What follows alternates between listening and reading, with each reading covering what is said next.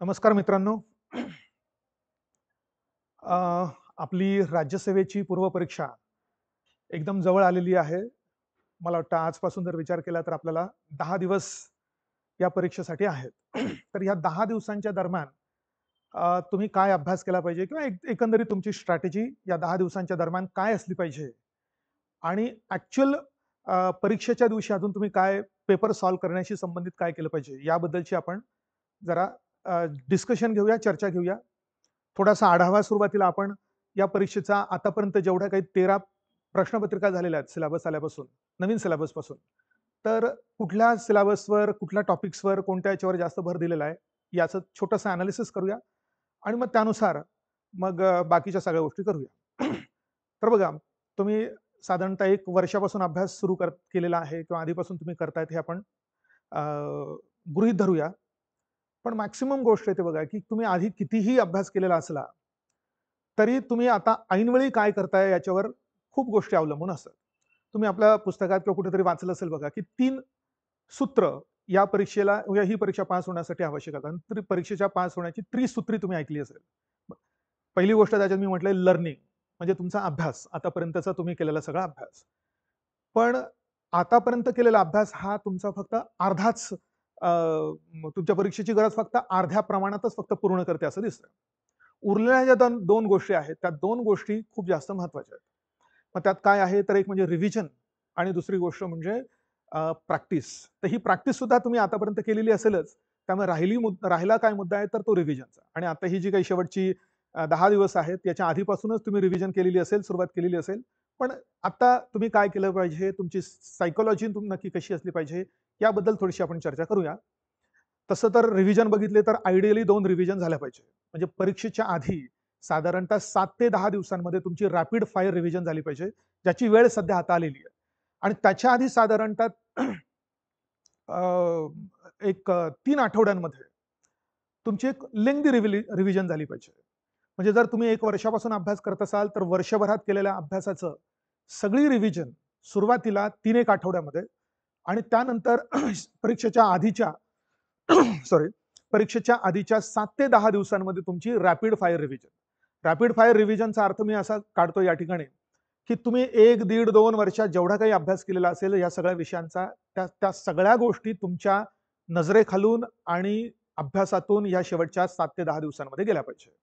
कारण आपल्याला माहिती आहे, की आपली काही लाँग टर्म मेमरी नसते आणि ही परीक्षा पास होण्याचं एक महत्त्वाचं सूत्र असतं, ती म्हणजे शॉर्ट टर्म मेमरीचाच वापर आपल्याला करावा लागतो.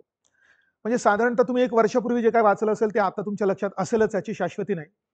त्यामुळे जेवढं काही सगळं तुम्ही वाचलेलं आहे, तर ते वाचण्यासाठी तुम्हाला ही रॅपिड फायर रिव्हिजन करणं गरजेचं आहे, की सुटायला काहीच नको. आणि दुसरी गोष्ट, ही रॅपिड फायर रिव्हिजन सोपी होण्यासाठी तुम्ही ज्या काही नोट्स काढलेल्या आहेत, त्या नोट्सच फक्त तुम्हाला वाचणं गरजेचं आहे. म्हणजे आता तुम्ही रिव्हिजन काही पुस्तकांवरून करू शकत नाही. कारण पुस्तकात भरपूर अशी माहिती असते, की ज्याच्यावर प्रश्न येण्यासारखे नसतात. पण तुम्ही जर नोट्स काढलेल्या असतील, त्या नोट्सच्या माध्यमातून तुम्ही परीक्षोपयोगी माहिती, ते पण एकदम सोप्या सुटसुटीत पद्धतीने जर तुमच्या नोट्समध्ये तयार करून ठेवलेल्या असतील, तर त्या वाचून तुम्हाला या सगळ्या गोष्टी ज्या विसरून गेलेल्या आहेत, त्या रिट्राईव्ह करता येऊ शकतील आणि परीक्षा व्यवस्थितपणे फेस करता येऊ शकेल.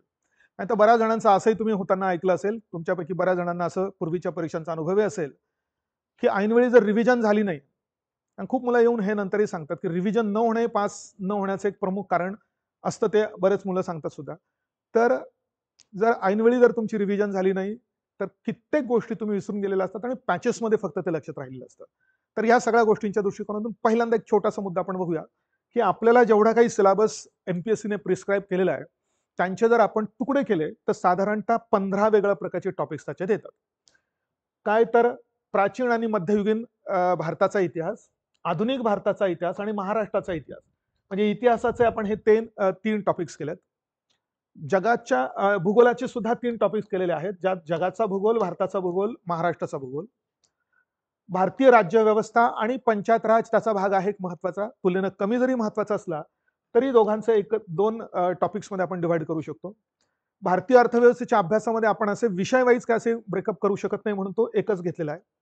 त्यानंतर पर्यावरणाचा संपूर्ण अभ्यास आणि विज्ञानाचे हे 4 टॉपिक्स असे केलेले आहेत. म्हणजे विज्ञानावर आतापर्यंत आलेले सगळे प्रश्न जर आपण बघितले, तर काही एक्सक्लुझिव्हली भौतिकशास्त्राशी संबंधित, काही रसायनशास्त्र, काही जीवशास्त्र आणि काही मात्र भौतिकशास्त्राशीच संबंधित पण तंत्रज्ञानाशी संबंधित असल्यामुळे ते आपण थोडेसे वेगळे काढू शकतो. म्हणून हे 4 टॉपिक्स मिळून हे विषय. आणि सगळ्यात शेवटचा जो आपल्या सिलेबसमध्ये सगळ्यात वरती दिलेला आहे तो म्हणजे चालू घडामोडी. आणि चालू घडामोडीमधलेही काही प्रश्न असे असतात की जे प्युअरली फक्त जनरल नॉलेजशी संबंधित असतात, सामान्य ज्ञानाशी संबंधित असतात. तर ते प्रश्न असे 15 टॉपिक्स आपण जर बघितले तर आतापर्यंतच्या सगळ्या पेपर्समध्ये या टॉपिक्सवर किती प्रश्न येऊन गेले याचे अनालिसिस दिलेलं आहे. याच्यावरून आपल्याला ह्या वर्षासाठीचा थोडासा अंदाज आणि आता आपण काय केलं पाहिजे याच्याबद्दलचा अंदाज घेता येईल.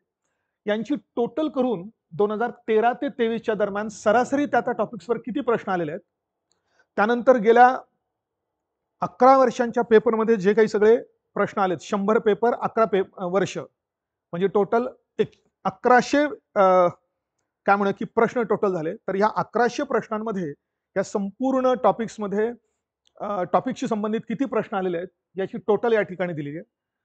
आता टोटलवरून आपला अंदाज येणार नाही म्हणून त्याचं पर्सेंटेजचा आकडा या ठिकाणी दिलेला आहे. पण फायनली आपण जर पर्सेंटेजेस लक्षात घेतले तर आपल्याला प्रत्येक 15 पैकी प्रत्येक टॉपिकचं रिलेटिव्ह इम्पॉर्टन्स आपल्याला याच्यातून लक्षात येईल. तर बघा, पहिले जे 3 टॉपिक्स आहेत इतिहासाशी संबंधित, त्यात तुम्हाला पर्सेंट वाईज असं दिसेल की आतापर्यंतच्या 11 वर्षांच्या पेपर्समध्ये 5% प्रश्न प्राचीन आणि मध्ययुगीन भारतावर आलेले आहेत. तर 7% प्रश्न हे आधुनिक भारताच्या इतिहासावर आलेले आहेत आणि 4% प्रश्न हे महाराष्ट्राच्या इतिहासावर आलेले आहेत. म्हणून जर आपण इतिहासावर किती प्रश्न आले असं म्हटलं तर 7, 5, 12 आणि 13, 14, 15, 16% प्रश्न हे इतिहासावर आलेले. पण आता इतिहासावर आलेले म्हणताना तुम्हाला त्याचं हे अशा रीतीने तुम्हाला एम्फसिस द्यावं लागेल की पहिला मॅक्सिमम भर राज्यसेवेच्या बाबतीत आपण म्हणू की 7% प्रश्न आहे म्हणून आधुनिक भारताच्या इतिहासावर. दुसरा क्रमांक येतोय प्राचीन आणि मध्ययुगीन. अर्थात मी या ठिकाणी प्राचीन आणि मध्ययुगीन वेगवेगळे केले नाही, ते पण आपल्याला करता येईल की प्राचीनचे किती प्रश्न, मध्ययुगीनचे किती प्रश्न, पण दोघांचा एकत्रित विचार करून 5%. आणि तिसऱ्या क्रमांकाचा टॉपिक्सवर आलेले प्रश्न ते म्हणजे महाराष्ट्राचा इतिहास. अर्थात तुम्ही हीच गोष्ट जर कंबाईनच्या पेपरच्या बाबतीत बघितली तर महाराष्ट्राच्या इतिहासावरचे प्रश्न निश्चित जास्त आहे, कारण त्या सिलेबसमध्ये प्राचीन मध्ययुगीनचे प्रश्न काही येत नाही. पण राज्यसेवेच्या दृष्टिकोनातून आज फार आज हिस्ट्री इज कन्सर्न सगळ्यात जास्तीत जास्त एम्फसिस तुमचा असला पाहिजे आधुनिक भारताच्या इतिहासावर, प्राचीन मध्ययुगीन नंतर आणि नंतर महाराष्ट्राचा इतिहासावर. प्राचीन मध्ययुगीनच्या बाबतीत तुम्ही आपल्या शाळेची पुस्तकं जरी वाचली आणि शक्य झालं तर एनसीईआरटीची वाचली तरी सुद्धा मला वाटतं हे 5% प्रश्न किंवा बहुतेक सगळे येणारे प्रश्न त्याच्यातून सॉल्व्ह करता येऊ शकतात, एखाद दुसरा प्रश्न जर इकडे गेला तर. तर हे झालं पहिला विषय. दुसरा विषय आहे भूगोलाचा. भूगोलावर बघा 752.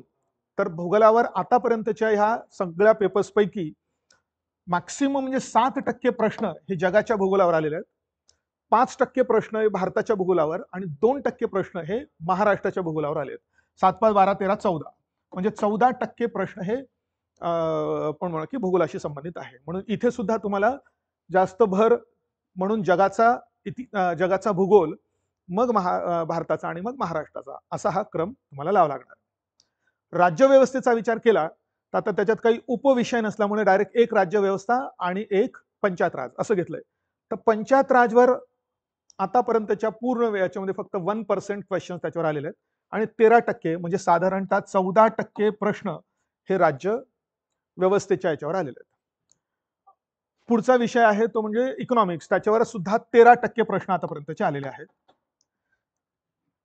त्यानंतरचा विषय आहे सायन्स. सायन्सचे आपण 4 गट केलेत. फिजिक्सवर 5%, केमिस्ट्रीवर 5%, त्यानंतर कुठलं बायोलॉजीवर 5% आणि टेक्नॉलॉजीवर 8%.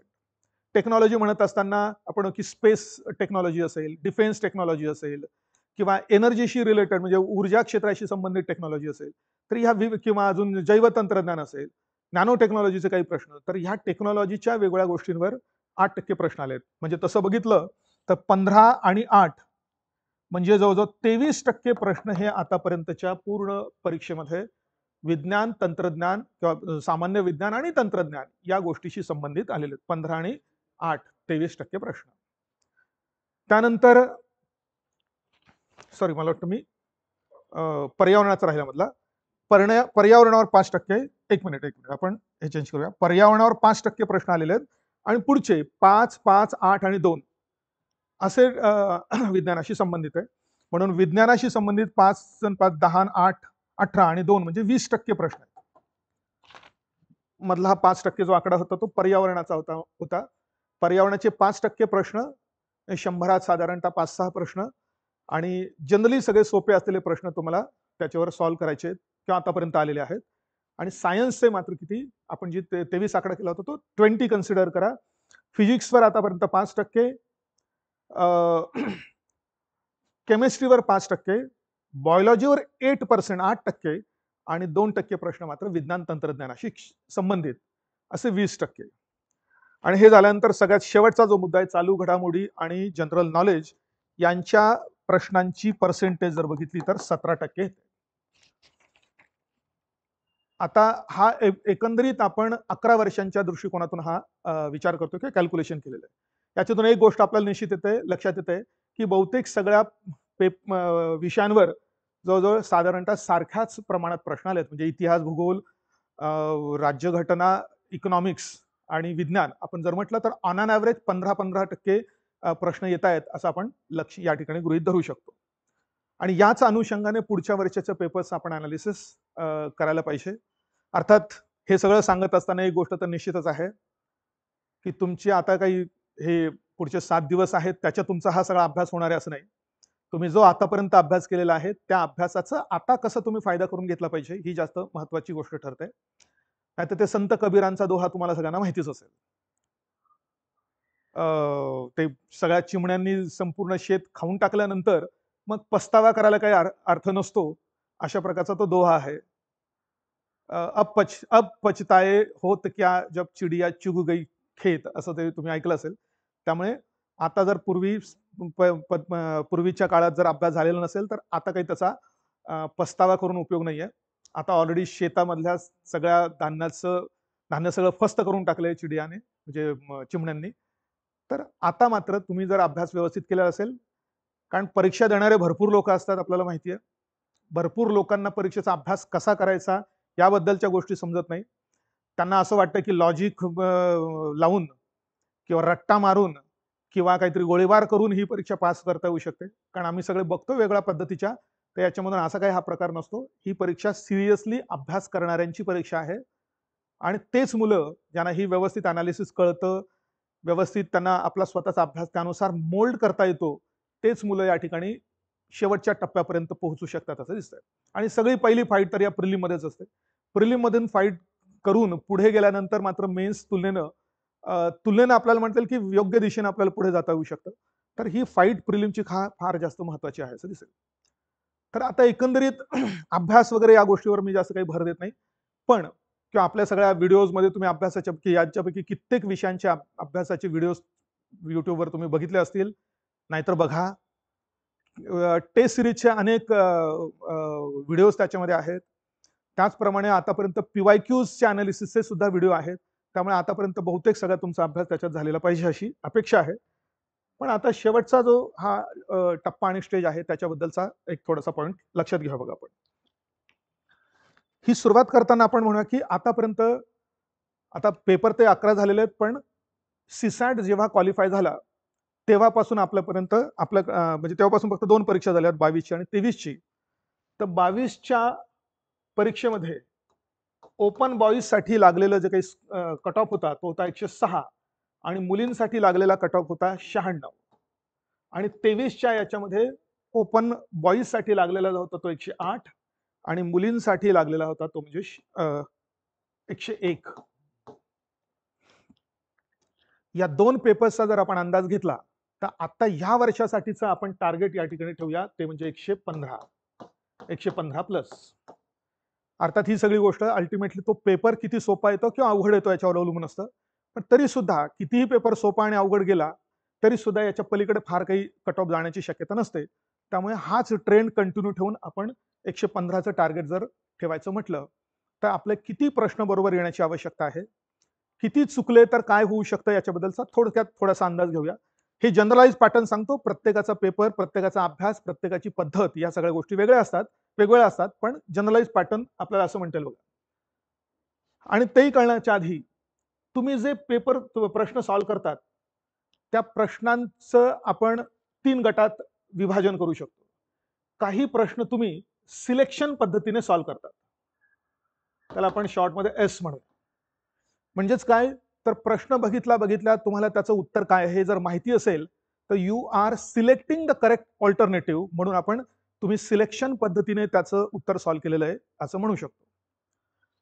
ज्या प्रश्नांचं तुम्हाला सिलेक्शन पद्धतीने उत्तर सॉल्व्ह करता येत नाही तिथे तुम्हाला गेसवर करावं लागतो, म्हणून दुसऱ्या प्रकारचे प्रश्न आपण म्हणू की गेसवर आधारित असलेले प्रश्न, म्हणजे तुम्हाला गेस करायचा आहे त्यांनाच आपण एलिमिनेशनच्या माध्यमातून उत्तर मिळवणे किंवा एलिमिनेशनच्या माध्यमातून उत्तरापर्यंत जाणे असं म्हणू शकतो. त्यामुळे आपण याला जी किंवा ई म्हणूया वाटल्यास एलिमिनेशन पद्धतीने.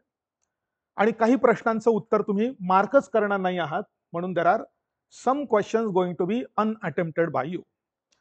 मग सिलेक्शन पद्धतीने तुम्हाला किती प्रश्न बरोबर सॉल्व्ह करता येऊ शकतात, एलिमिनेशन पद्धतीने किती सॉल्व्ह करता येऊ शकतात, आणि फायनली तुम्ही किती प्रश्न सोडलेले आहेत, ह्या तिन्ही गोष्टींच्या कॉम्बिनेशनच्या आधारावर तुमचा फायनल स्कोर अवलंबून राहणार आहे. आणि ही स्ट्रॅटेजी बऱ्याच चांगल्या अभ्यास झालेल्या मुलांना जर व्यवस्थित जमली नाही तर फायनल पेपरमध्ये गडबड होण्याची शक्यता असते. म्हणजे बऱ्याच वेळा असं होतं, आणि असं कित्येक वर्षापासून आम्ही बघतोय की अभ्यास खूप चांगला झालेला आहे, पण ही जी काही आपण एक्झाम टेक्निक म्हणतोय, हे जे काही सगळं 100 प्रश्न तुम्हाला 2 तासात सॉल्व्ह करायचे आहेत, याचं जे काही ऍडजस्टमेंट म्हणतोय ते जमणं पण गरजेचं असतं. अर्थात ते जमण्यासाठी तुम्ही आतापर्यंत पेपर सॉल्व्ह करून घेतलेले असतील, ही पण मी काही गोष्ट गृहीत धरतोय. तर बघा, सिलेक्शन पद्धतीने, एलिमिनेशन पद्धतीने आणि अनअटेम्प्टेड ठेवलेले आहेत. तर अंदाजे सिलेक्शन पद्धतीने सॉल्व्ह केलेल्या प्रश्नांपैकी साधारणतः तुमचे समजा 55 प्रश्न बरोबर आले. अनअटेम्प्टेड समजा तुम्ही 10 ठेवले, किंवा आपण इथे थोडंसं राऊंड घेण्यासाठी समजा हे 60 प्रश्न समजा बरोबर आले, आणि 30 प्रश्न समजा तुम्ही एलिमिनेशन पद्धतीने सॉल्व्ह केले. आता अल्टिमेटली किंवा इथून म्हणूया की 60 प्रश्न तुम्ही सिलेक्शन पद्धतीने सॉल्व्ह केलेले आहेत. अर्थात त्याच्यापैकी सगळेच बरोबर येतील असं नाही. आपण याच्यामध्ये म्हणूया की समजा यापैकी तुमचे 50 प्रश्न बरोबर आले आणि 10 प्रश्न चुकले. सिलेक्शन म्हटल्यानंतर इथे चुकण्याची शक्यता कमी असेल, बरोबर येण्याची शक्यता जास्त आहे. एलिमिनेशन पद्धतीचा वापर तुम्हाला करावाच लागणार आहे. कोणीही असं नाहीये की मॅक्सिमम प्रश्न सिलेक्शन पद्धतीने सॉल्व्ह करू शकतो, पण इंटेलिजंट गेस वर्क आपण ज्याला म्हणतो, त्याची जर व्यवस्थित तुम्ही प्रॅक्टिस केलेली असेल तर एलिमिनेशन पद्धतीमध्ये सुद्धा तुम्हाला एक स्कोप असतो. बघा, प्रोबॅबिलिटी काय सांगते, प्रोबॅबिलिटीचे नियम एलिमिनेशनच्या बाबतीत काय सांगतात बघा. आता अर्थात तुम्हाला एलिमिनेशनचा अर्थ सगळ्यांना माहिती आहे. 4 पर्यायांपैकी योग्य पर्याय कोणता हे माहिती असेल तर सिलेक्शन झाला, पण अयोग्य पर्याय कोणते हे माहिती करून घेऊन मग योग्य पर्यायाकडे जाण्याची तुमची जी प्रक्रिया असते त्याला आपण एलिमिनेशनची पद्धत म्हणतो. समजा तुम्ही यांच्यापैकी एक पर्याय एलिमिनेट करू शकलात आणि उरलेल्या 3 पर्यायांमध्ये उत्तर आहे असं जर तुम्हाला माहिती असलं, किंवा असा जर समजा तुम्ही गेस केला, तर प्रोबॅबिलिटीचा नियम असा सांगतो की अशा पद्धतीने मार्क केलेल्या कोणत्याही 3 प्रश्नांपैकी तुमचा एक प्रश्न बरोबर येण्याची शक्यता असते. पुन्हा सांगतो बघा, 4 पर्यायांपैकी एक चार पर्यायांपैकी एक पर्याय तुम्ही एलिमिनेट करू शकलात आणि उरलेल्या 3 पर्यायांमध्ये उत्तर आहे याचा जर तुमचा अंदाज असेल, तर अशा पद्धतीने जर समजा तुम्ही 3 प्रश्न सॉल्व्ह केले तर त्यांच्यापैकी एक प्रश्न बरोबर येण्याची शक्यता असते. म्हणजे याचा अर्थ तुम्ही जर 6 प्रश्न असे सॉल्व्ह केले तर 2 प्रश्न येण्याची शक्यता असेल, 9 प्रश्न असे सॉल्व्ह केले तर 3 प्रश्न बरोबर येण्याची शक्यता आहे, असा अर्थ होईल. दुसरा मुद्दा, समजा यांच्या 4 पर्यायांपैकी तुम्ही 2 पर्याय एलिमिनेट करू शकलात, पण उरलेल्या 2 पर्यायांमध्येच उत्तर आहे असा जर तुमचा अंदाज असेल, तर अशा 2 सोडवलेल्या प्रश्नांपैकी एक प्रश्न बरोबर येण्याची शक्यता असते.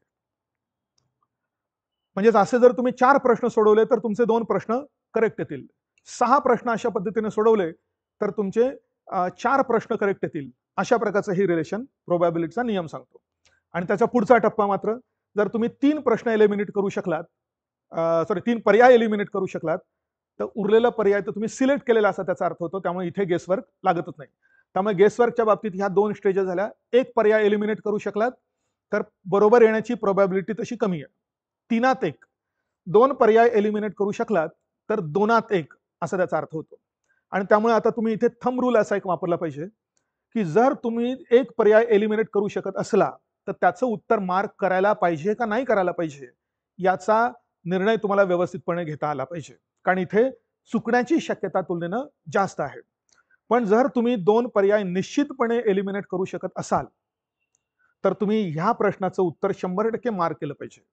कारण 2 प्रश्न असे मार्क केले तर एक तर त्याच्यातला बरोबर येतोय असं प्रोबॅबिलिटीचा नियम सांगतो.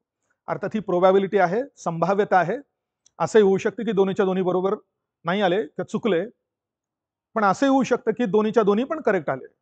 त्यामुळे ही प्रोबॅबिलिटी अल्टिमेटली तुमच्या अभ्यासावर, तुमच्या गेस वर्कवर, तुमच्या लॉजिकवर आणि तुमच्या काय म्हणू की एखाद्या गोष्टीचं पटकन आकलन करण्याच्या तुमच्या क्षमतेवर, या सगळ्या गोष्टींवर अवलंबून असतं.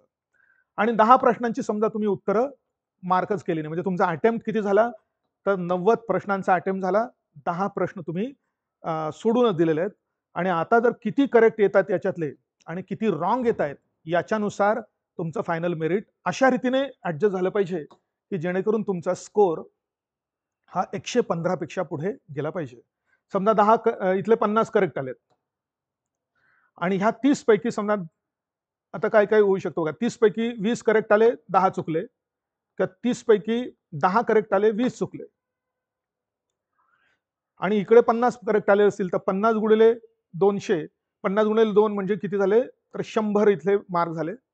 आणि इकडे जर समजा 10 करेक्ट आले पण 20 चुकले, 10 करेक्ट आलेले असतील तर 10 गुणिले 20 मार्क तुम्हाला मिळाले, प्लस 20 झाले. आणि 20 चुकले असतील तर 20 गुणिले 2 भागिले 4, 20 गुणिले 2 झाले 20 भागिले 4 म्हणजे -5, म्हणजे तुमचे 15 मार्क इकडे प्लस होतील टोटलमध्ये. आणि ह्या कंडिशनमध्ये तर बेटरच आहे बघा, इथे 20 करेक्ट आले तर 40 मार्क ऍड होतील, 10 जर चुकले तर 10 गुणिले 2 20 भागिले 4 म्हणजे पुन्हा 5 म्हणजे तुमचे 35 मार्क या ठिकाणी प्लस होतील. म्हणजे अल्टिमेटली एलिमिनेशनची पद्धत नक्की तुम्ही किती सक्सेसफुली वापरू शकता याच्यावर तुमचा हा फायनल स्कोर अवलंबून असणार आहे. त्यामुळे बेसिक मिनिमम अटेम्प्ट पण ठेवा. आता अटेम्प्ट किती केला पाहिजे याच्या बाबतीतही 2 प्रकारच्या थिअरीज सांगितल्या जातात बघा. काही लोक म्हणतात की अटेम्प्ट मॅक्सिमम असावा. काही बाबतीत असं होऊ शकेल की काही जण अॅक्युरसीला जास्त महत्व देतात. म्हणजे तेवढेच प्रश्न मॅक्सिमम सॉल्व्ह करायचे ज्यांची उत्तर तुम्हाला अॅक्युरेटली माहिती आहे. म्हणजे जेणेकरून कुठलाही निगेटिव्ह मार्किंग त्यासाठी लागू होणार नाही, निगेटिव्ह मार्किंगमध्ये तुमचे मार्क कमी होणार नाही. तर अॅक्युरसीला महत्व देणे आणि दुसरी गोष्ट आहे मॅक्सिमम प्रश्न सॉल्व्ह करणे, यातले काही चुकले तर ते तेवढे निगेटिव्ह होतील, ही आधीच ती गोष्ट स्वीकारून ठेवलेली असेल. तर मला वाटतंय की अॅक्युरसीला महत्व तर निश्चित आहेच, पण तुम्हाला जर तुमचा बेसिक मिनिमम स्कोर बिल्ड करायचा असेल तर तुम्हाला अटेम्प्ट पण मॅक्सिमम करण्याची आवश्यकता पडते. आता मॅक्सिमम अटेम्प्ट म्हणजे 100च्या 100 नाही. मॅक्सिमम अटेम्प्टचा अर्थ या ठिकाणी मी साधारणतः 90-92 पर्यंतचा अटेम्प्ट, हे मी सगळे चांगला अभ्यास करणाऱ्या मुलांच्या दृष्टिकोनातून बोलतोय. म्हणून 90 ते 92 एवढा अटेम्प्ट जर तुमचा असेल आणि यातले सिलेक्शन पद्धतीने समजा 50 ते 55 तुमचे बरोबर येण्याची शक्यता असेल आणि उरलेले एलिमिनेशन मधून ऍटलिस्ट तुमचं 50% प्रश्न बरोबर येण्याची शक्यता असेल, तर इझिली तुम्ही 115 पेक्षा जास्त जाऊ शकतात, असं हे याच्या मागचं डायनामिक्स आहे. तशी ही अशा प्रकारची गोष्ट म्हणता येईल.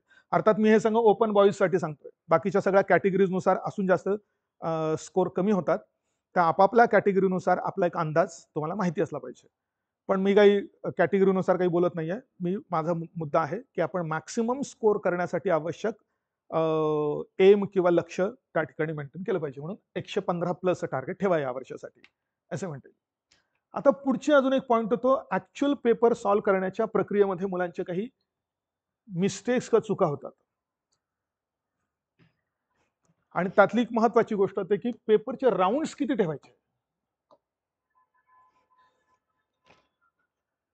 म्हणजे पहिला राऊंड, दुसरा राऊंड अशा पद्धतीने पेपरचे राऊंड्स किती ठेवायचे पेपर सॉल्व्ह करण्याचे. मी मजेने म्हणतो तिसरा राऊंड हा कधीच येत नसतो याच्यामध्ये. तिसरा राऊंड डायरेक्ट पुढच्या वर्षी येतो. त्यामुळे इथे मॅक्सिमम आपल्याला 2 राऊंड्स ठेवण्याची शक्यता असते.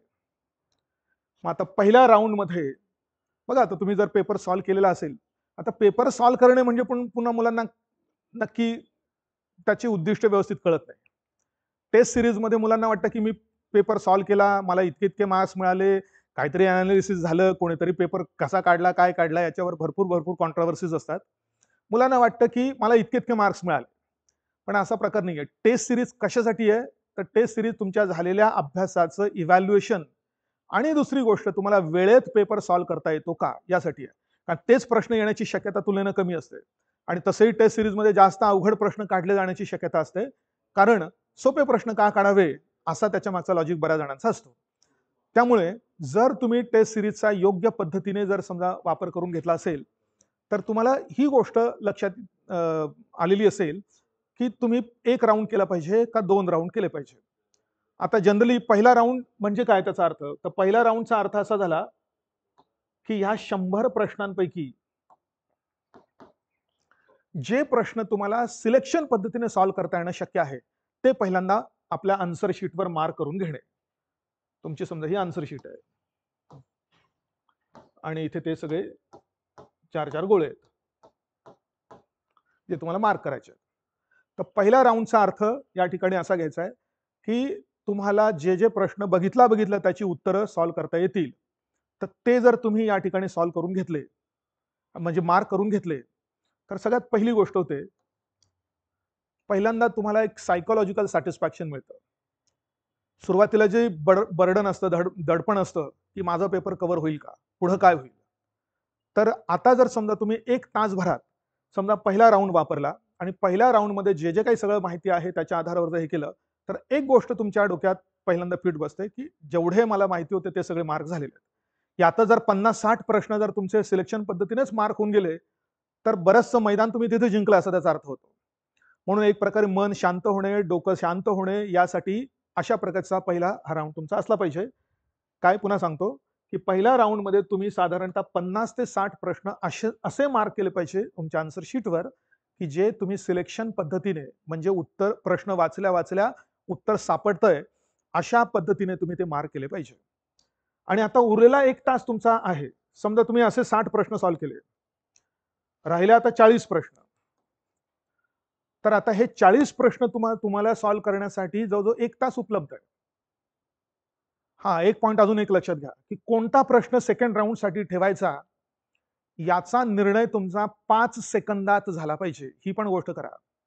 असं नको व्हायला की एखाद्या विशिष्ट प्रश्नावर तुम्ही अर्धा मिनिट 1 मिनिट विचार केला आणि मग नंतर तुम्हाला वाटलं की नाही जाऊ दे, अजून थोडासा विचार केला तर आपण नंतर योग्य सॉल्व्ह करू शकतो, म्हणून तो सेकंड राऊंड साठी जर तुम्ही ठेवला त्याचा अर्थ तुम्ही 1 मिनिट घालवलेला आहे असा अर्थ होतो. त्यामुळे तुम्हाला ही गोष्ट महत्वाची आहे की प्रत्येक प्रश्न सॉल्व्ह केल्यानंतर जर डाऊट वाटत असेल तर 5 सेकंदात निर्णय घ्या की आत्ताच मार्क करायचंय का पुढच्या ह्याच्यात ठेवायचंय. आणि पुन्हा जर तुम्ही जे प्रश्न पुढच्या ह्याच्यात ठेवणार आहे ते तुमच्या आन्सर तुमच्या क्वेश्चन पेपरवर त्याची मोठी मार्क करून ठेवा. कारण नाहीतर नंतर अनेकदा सिरीज चुकणे हा जो काही मुलांचा बऱ्याचदा प्रॉब्लेम क्रिएट होतो तो याच्यामुळे होतो. त्यामुळे जे जे प्रश्न तुम्ही सेकंड राऊंडसाठी ठेवलेले आहेत त्याच्यावर एक मोठी अशा प्रकारची खूण पेपरमध्ये करून ठेवा की जेणेकरून नंतर ते शोधणंही सोपं होईल. नाहीतर उलट होतं की इथे कोणते रिकामे आहेत ते बघून मग मुलं इकडे प्रश्न कोणते ठेवलेत आपण ते बघण्यासाठी जातात. मग इथे सर्चिंग जास्त होण्याची शक्यता असते. त्यामुळे इकडून इकडे जायचंय, पेपरकडून आन्सर शीटकडे जाण्यासाठी मोठी अशी खूण करून ठेवा. ही एक महत्वाची गोष्ट ठरते. आणि आता जर समजा तुम्हाला 40 प्रश्नांसाठी साधारणतः समजा 1 तास मिळाला किंवा समजा 40-50 मिनिटं मिळाले, तर एक गोष्ट सायकोलॉजिकली तुम्ही ऑलरेडी शांत झालेला आहात. तुम्हाला माहिती आहे की जेवढं येते तेवढं ऑलरेडी आपण मार्क करून झालेलं आहे. आता यांच्यावर जर तुम्ही शांत मनाने जर तुम्ही याच्यावर विचार केला तर यातले कित्येक गोष्टी तुमच्या करेक्ट येण्याची शक्यता असते. कधी कधी तुम्ही असंही ऑब्झर्व केलं असेल की अचानक फार पूर्वी वाचलेली गोष्ट अचानक या ठिकाणी आठवून जाते, असंही होऊ शकतं. पण त्याच्यासाठी माइंड पीसफुल स्टेबल असण्याची गरज असते. तर ह्या पद्धतीने ती पीसफुल होण्याची शक्यता करता येऊ शकेल. त्यामुळे हे अजूनही तुमच्या मध्ये जे 10 दिवस आहेत त्याच्यात एखाद दुसरा पेपर तुम्ही अशा पद्धतीने सॉल्व्ह करून बघा की पहिल्या 1 तासात सिलेक्शन आणि उरलेल्या 1 तासात किंवा 50 मिनिटात म्हणूया की उरलेले सगळे एलिमिनेशन पद्धतीने ते सॉल्व्ह करण्याचा प्रयत्न करणे. ही गोष्ट हे सगळं करताना अजून एक चूक मुलं करताना दिसतात की काय काय मुलांच्या वेगळ्या स्ट्रॅटेजी असतात, म्हणून मी ही चूक म्हणतोय. काही जण काय करतात की सगळ्या प्रश्नांची उत्तरं पहिल्यांदा आपल्या क्वेश्चन पेपरवर मार्क करून ठेवतात, हे उत्तर हे उत्तर हे उत्तर, आणि ते सगळे 100 प्रश्नांची उत्तर तिकडे मार्क झाली की मग नंतर आन्सर शीटवर ट्रान्सफर करण्यासाठी प्रयत्न करतात. तर मी काही मुलांनी नंतर येऊन असे एक्झाम्पल्स मी बघितलेले आहेत की त्यांना वेळच मिळाला नाही किंवा 50-60 प्रश्नांची उत्तरं मार्क केली आणि उरलेले काही प्रश्नांची उत्तरं मार्क करण्यासाठीच वेळ मिळाला नाही असे झाले. म्हणजे प्रश्नपत्रिकेवर मार्क केली उत्तरं, उत्तरपत्रिकेवर मात्र ती मार्क करण्यासाठी वेळ मिळाला नाही. प्रश्नपत्रिका घरी घेऊन आलात आणि उत्तरपत्रिका मात्र तिकडे सबमिट करावी लागली. ते घरी उत्तरांची गरज काही फायदा होत नाही हे आपल्याला लगेच लक्षात येतं. अर्थात ही गोष्ट राज्यसेवेसाठी एवढी कटकटीची नाहीये. कारण आपल्याला 2 तास उपलब्ध आहेत, 120 मिनिट आहेत आणि 100 प्रश्न आहेत. प्रत्येक प्रश्नाला आपल्याला साधारणतः 1 पेक्षा जास्त मिनिट मिळतोय. पण ही त्या कंबाईनच्या तुमच्या परीक्षेसाठी जास्त धोक्याची गोष्ट ठरते. कशी? कारण 60च मिनिटात तुम्हाला 100 प्रश्न सॉल्व्ह करायचे आहेत. म्हणजे ऑन एन एव्हरेज तुम्हाला प्रत्येक प्रश्नासाठी 0.6 सेकंड्स 0.6 मिनिट्स मिळतायत. म्हणजे 36 सेकंद मिळतायत असा त्याचा अर्थ होतोय. त्यामुळे असं कोणीही करू नका. मग दुसरं टोक काय? की इकडचा प्रश्न वाचायचा, इकडे उत्तर मार्क करायचं. यातही आपण की वेळ जाण्याची शक्यता असते. कारण प्रत्येक वेळी इकडे प्रश्न बघायचा, त्याचा क्रमांक बघायचा, इकडे तो मार्क करायचा आणि मग यानुसार हे करायचं. मग इकडे वेळ जातो, इकडे वेळ मिळालाच नाही असंही होऊ शकतं. म्हणून एक मध्यम मार्ग तुम्हाला करता येईल. तुम्ही जर बघितलं असेल क्वेश्चन पेपर जर आपला अशा 2 पानांचा असेल, इकडचे तुम्ही प्रश्न सॉल्व्ह करत असाल तर उत्तरपत्रिका तुम्ही या ठिकाणी लिहून ठेवा आणि 2 हात, एक हात तुमचा प्रश्नावर आणि एक हात इकडच्या उत्तरांवर असं जर ठेवलं तर फक्त नजरेमध्ये बदल करून तुम्हाला इकडे कोणतं उत्तर मांडायचंय याच्यावर तुम्हाला लक्ष केंद्रित करता येईल. असं नको व्हायला की प्रत्येक वेळी तुम्ही हात इकडे करतायत, मग नंतर इकडे ते शोधतायत किंवा कुठे उत्तरपत्रिका पेपरच्या खाली असेल तर ती पुन्हा वरती आणतायत. असं होऊ नये याकरता तुम्हाला ही गोष्ट करता येईल की फक्त इकडचा प्रश्न बघितला, इकडे उत्तर केलं आणि अशा रीतीने मार्क केलं. किंवा अजून एक मार्क हे करता येईल की एका पानावरच्या प्रश्नांची उत्तर फक्त आधी प्रश्नपत्रिकेवर मार्क करून ठेवा, पॉईंट जरी लिहिला तरी तो, आणि मग लगेच फक्त त्याची उत्तर इकडे मार्क करा. फक्त नजरेमध्ये बदल करून इकडे काय उत्तर आहे, इकडे लगेच आहे. कारण बऱ्याच जणांचा हा जो एक प्रॉब्लेम आपण ऐकतो की सिरीज चुकली आहे म्हणून. का सिरीज चुकते त्याचं कारण लक्षात घ्या. आपण समजा 5 प्रश्नांची उत्तर इकडे लिहिली. पहिला, दुसरा, तिसरा, चौथा प्रश्न, 5वा. 5 प्रश्नांची उत्तरे या ठिकाणी जी आहे ती आपण मार्क केली. कधी कधी आपल्याला 6वा प्रश्न येत नाही. मग 6वा प्रश्न आपण एलिमिनेशनसाठी ठेवतो. पण हे लक्षात न राहिल्यामुळे आपण इकडची 6वी ही गोष्ट आपण मोकळी सोडली पाहिजे हे लक्षात राहत नाही. कारण प्रश्न सॉल्व्ह करण्याच्या त्या प्रोसेसमध्ये जेव्हा आपण 7वा प्रश्न सॉल्व्ह करतो आणि 7व्या प्रश्नाचं उत्तर इकडे मार्क करण्यासाठी प्रश्नाचा क्रमांक बघत नाही, तेव्हा मात्र आपण 6व्या प्रश्नाला 7व्या प्रश्नाचं उत्तर मार्क केलं जाण्याची शक्यता असते. आणि त्यामुळे काही काही वेळा असं 2-3 प्रश्न झाल्यानंतर लक्षात येतं की अरे आपण तर मध्ये हा 5वा प्रश्न 6वा प्रश्न आपण ठेवलेला होता आणि इथे 6वा प्रश्न तर आपण इथे मार्क केलेला दिसतोय. जर असं इमॅजिन करा की हे जर तुम्हाला 10व्या प्रश्नात सॉल्व्ह करत असताना लक्षात आलं की आपली सिरीज चुकली आणि मधले काही प्रश्न गेले, तर पुढचा पेपर आणि पुढचा वेळ तुम्ही त्या ठिकाणी योग्य वापरू शकतात का? लगेच तुमचं अवसान गळण्याची शक्यता आहे. काही मुलं मजेने म्हणतात लगेच आम्हाला पुढचा अटेम्प्ट दिसायला लागतो. तर असं काय काय होण्याची शक्यता असते. त्यामुळे एक गोष्ट तुम्हाला अजून एक करायची की प्रत्येक वेळी इकडे उत्तर मार्क करताना प्रश्नाचा क्रमांक बघितला गेलाच पाहिजे. पहिला प्रश्न पहिलं उत्तर, दुसरा प्रश्न तिकडे दुसरं उत्तर. मग मध्ये जर समजा तुम्ही 3 प्रश्न मार्कच केलेले नसतील तर मग 6वा प्रश्न आणि मग 6वं हे. या फार छोट्या छोट्या गोष्टी असतात, पण ह्या गोष्टी कधी कधी फार काहींच्या बाबतीत मोठ्या होतात आणि एवढा सगळा केलेला अभ्यास वाया जाण्याची शक्यता असते. त्यामुळे ऐकताना किंवा हे करताना आपल्याला फार सिंपल वाटेल की अरे हे काय एवढं काय महत्वाची गोष्ट नाही आहे, पण ही फार महत्वाची गोष्ट तेव्हा ठरते जेव्हा पेपर दिल्यानंतर कधीतरी कळतं की सिरीज चुकली होती. अशा पण गोष्टी झालेल्या आहेत. किंवा होतात की आपण ते जे काही आन्सर शीटवर मार्किंग करायची असते ते चुकलेले असते. कारण रेग्युलरली दरवर्षी असे काही मुलं पेपर झाल्यानंतर येऊन भेटतात आणि सांगतात की हे असं झालं, आता काय करायचं म्हणून. मग ते तो जो कोड असतो ABCD तोच राहिलेला असतो. कोणाचं अजून कुठला काय नंबर टाकायचा असतो ते राहिलेलं असतं. त्यामुळे अजून एक गोष्ट करा की जे काही सगळे इन्स्ट्रक्शन दिलेले आहेत ते आत्ता वाचा, आजच वाचा, 10 दिवसाच्या आधीच वाचा. असं नको की परीक्षेच्या आधी जाताना काय इन्स्ट्रक्शन्स आहेत ते बघू. का आत्ताच सगळे वाचून घ्या. महत्वाच्या गोष्टींवर खुणा करा आणि आपल्याकडनं कोणत्या चुका होण्याची शक्यता असते ते पण बघा आणि त्यानुसार काय म्हणतात या सगळ्या स्ट्रॅटेजीचा अंदाज घ्या. तर हे 10 दिवस राहिलेले आहेत. 10 दिवसांमध्ये साधारणतः ह्या सगळ्या जे 15 टॉपिक जर म्हटले, तर 15 टॉपिक्सला तुम्ही 15 टॉपिक्समध्ये हे 10 दिवस डिव्हाइड करा आणि त्यानुसार सगळं रिव्हिजन करण्याचा प्रयत्न करा. आता उगीच नवीन काही वाचत बसू नका. वाटतच असेल तुम्हाला नवीन काहीतरी राहिलेलं आणि खूपच महत्त्वाचा टॉपिक राहिला आहे, तर दिवसाचे काहीतरी 1-2 तास त्यासाठी मोकळा वेळ बाजूला ठेवा. त्यातच काहीतरी नवीन तुम्हाला वाचण्याचा स्कोप आहे. अदरवाईज फक्त पूर्वी वाचलेल्या गोष्टी पुन्हा तुमच्या नजरेखालून नव्यानं गेल्या पाहिजे. फ्लिप करत राहा. नोट्स असतील त्या नोट्स फ्लिप करत राहा आणि एखाद दुसरा पेपर आयोगाचा सॉल्व्ह करून बघा. 3-4 आता तुमचे जर उत्तर पाठ झालेले असतील तर त्याला काही अर्थ नाही, किंवा एखादा कोणताही टेस्ट सिरीज मधला पेपर पुन्हा सॉल्व्ह करून बघा. वेळेवर सगळं होतंय का, आवश्यक तेवढे एलिमिनेशन आणि या सगळ्या गोष्टी तुम्हाला पार करता येत आहेत का, या गोष्टी बघा. प्रिलिम इज व्हेरी इम्पॉर्टंट, कारण पहिली पायरी आहे.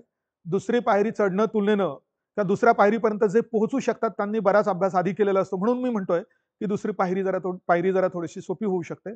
पण पहिली पायरी तिथपर्यंतच पोहोचलेले, कसेबसे पोहोचलेले यांचीच संख्या याच्यामध्ये जास्त असल्यामुळे तुम्हाला प्रिलिम पास करणं ही एक चॅलेंज ठरतं. तर योग्य स्ट्रॅटेजीच्या आधारावर, योग्य अभ्यासाच्या आधारावर, जे मी म्हणतोय त्रिसूत्री, learning plus practice plus revision, या त्रिसूत्रीचा व्यवस्थित जर तुम्ही वापर केला असेल किंवा कराल, तर तुम्हाला ही पूर्वपरीक्षा सोपी जाऊ शकते. त्यामुळे पुन्हा एकदा सांगतो, नवीन काहीच वाचत बसू नका. जे वाचलेलं आहे तेच करा. जास्तीत जास्त मेमोराईज करण्याचा प्रयत्न करा. शेवटच्या मिनिटापर्यंत तुमच्या मनात तुमचा फक्त अभ्यासच चालू असला पाहिजे, हे पण लक्षात ठेवा.